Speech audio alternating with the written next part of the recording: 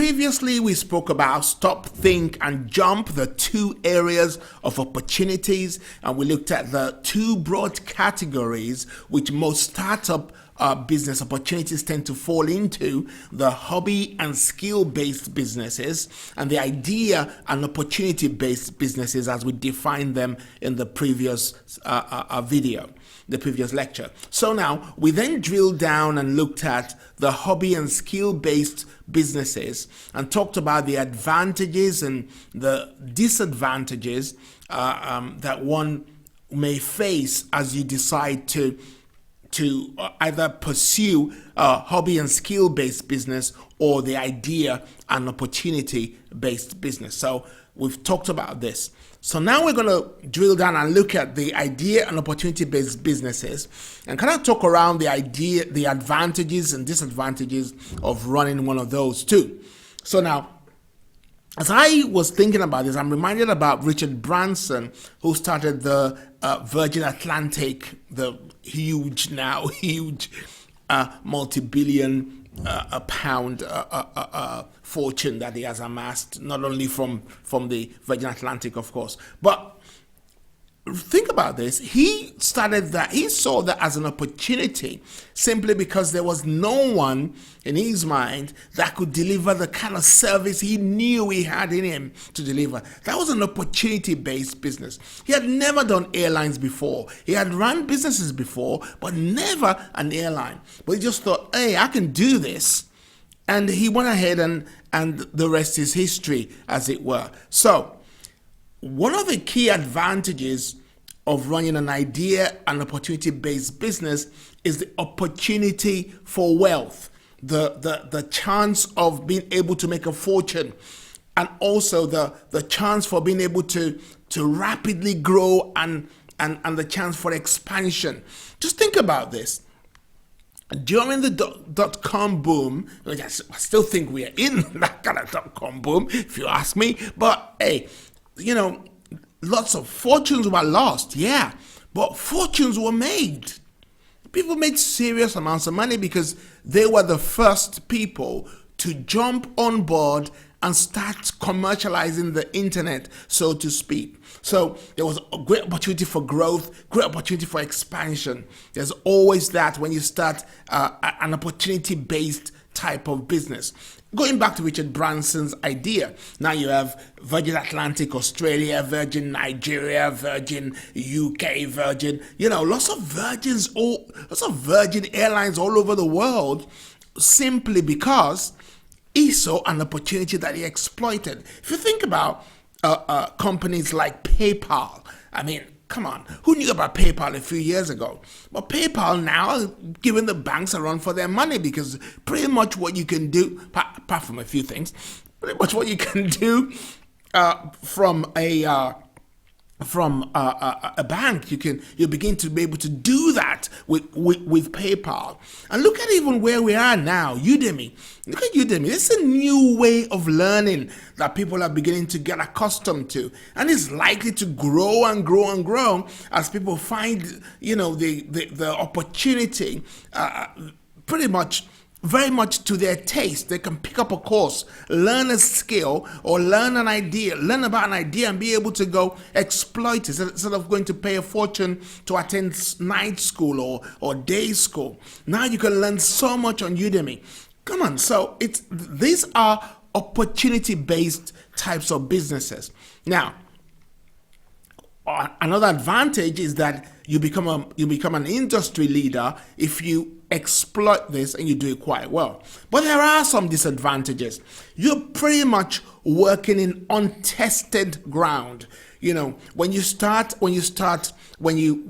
the reason why lots of the dot-com companies failed was that they were working in an untested ground. They had no statistics. They had no knowledge of how things could change or could move and just rapidly change under their feet, so to speak. That you're running in an uncharted area. So you got to be careful about that. The other thing, of course, is you have blind spots because you don't know what may happen in the future. Because when you're working on an idea-based or opportunity-based type of business, as we're talking about here, it could be an area that has not been well documented. If you think about this, I mean, how long have we been driving petrol cars? We've been driving petrol cars for many, many years. Maybe 100 years or even more. We're driving petrol cars. But then now we've got electric cars. There's going to be new changes to those cars. So if you're in business trying to jump on the platform of electric cars and you start working on either as a direct business that actually produces electric cars, or you're just or you're working in the accessories part of it. You're in a new type of environment, and you could have blind spots because you don't know what the government regulations may do. They may change regulations, they may change policies, or things may happen in the technological realm that can change the whole business structure. But again, we see that the advantages outweigh the disadvantages, even for the idea and opportunity-based type of business. So therefore, this is what I think. Before you take action, there's got to be two things that must happen. Your ideas must be what? Well researched. You must research your ideas, whether you're running a hobby, a skill-based business, or an idea opportunity-based business. You've got to research your market very well, as much as you can. And secondly, they're going to be driven by logic and excitement, not excitement only. The skill and an idea, the skill, the hobby and skill-based business is likely to want to just play on a logical level or even an excitement level. Definitely, the idea and opportunity-based business are going to be more excited, but you're going to keep it down. You're going to manage that excitement and make sure you are leaping, like my friend Jane here is about to start exercising. You got to, before you take action, you got to make sure that you're driven by logic and excitement. Not only excitement, but on the well-researched type of information.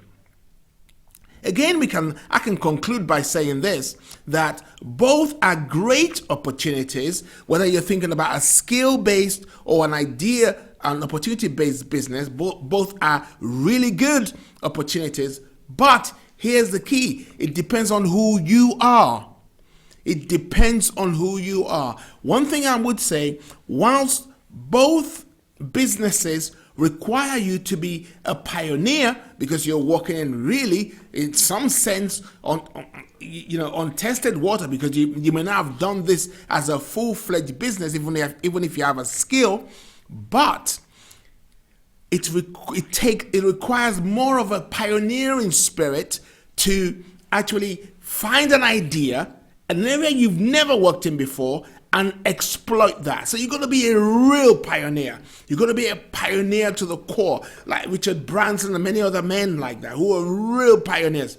But also, I'm not saying that you cannot be, that you're not a pioneer. That's what I'm not saying. I'm not saying you're not a pioneer if you're using your hobby or your skill. Of course you are. But there's something about my thinking that makes me believe that, hey, you need to be more of a pioneer, more of a willing to learn type of person, more of a, go-getter type of person to find an opportunity, exploit it, and create something out of it. Oh man, I'm telling you, that takes more out of you. So it just depends on who you are. So be true to yourself. Who are you? Are you the kind of person that will prefer to just use your skill? And use your skill. There's nothing wrong with that. It's good. And both are good. So think about who you are and then decide which type or what category of business you're going to exploit. So let me just recap by saying this, that choose what is right for you, and then absolutely you must do this. You must take action. So I'll see you on the other lectures as we explore more of these.